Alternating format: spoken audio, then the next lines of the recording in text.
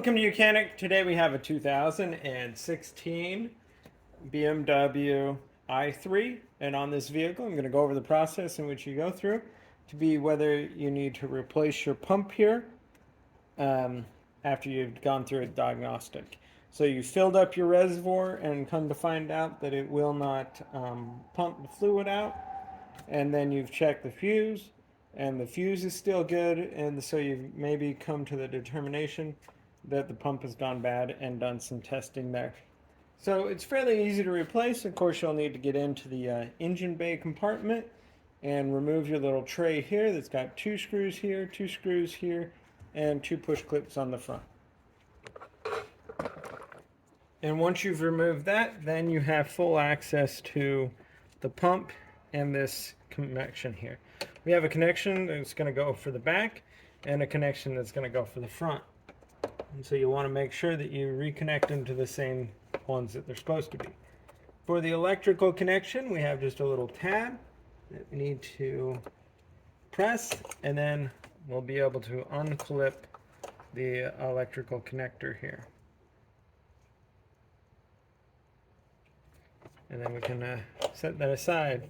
Now we have the water lines to disconnect, or the lines. So if this is full, you'll want to get it drained or have something to catch your washer fluid.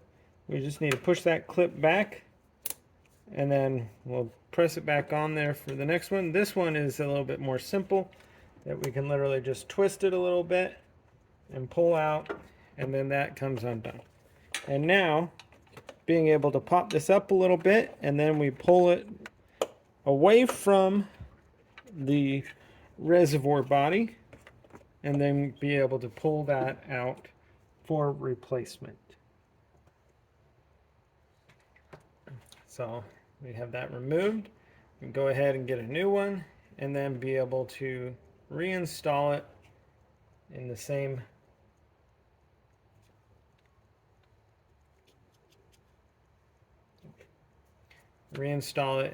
manner. Now you might need to replace this because, say, this is cracked or broken and you keep losing all your fluid. One 10 millimeter here, one 10 millimeter here. Undo those and be able to just remove this, as well as undoing this with your wires here, and then a tube goes down the back here, and so you'll just need to pop those out. But you take your new pump, being able to line everything up, pressing it down, and then pressing it toward the body of the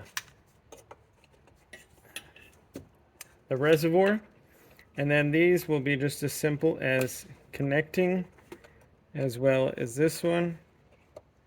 Press it in, you'll hear the little click noise, and we also reconnect our electrical connection, and that is how you would replace your pump for your windshield washer fluid on your BMW i3 of a 2016. Thanks for watching Mechanic, where you can be the mechanic.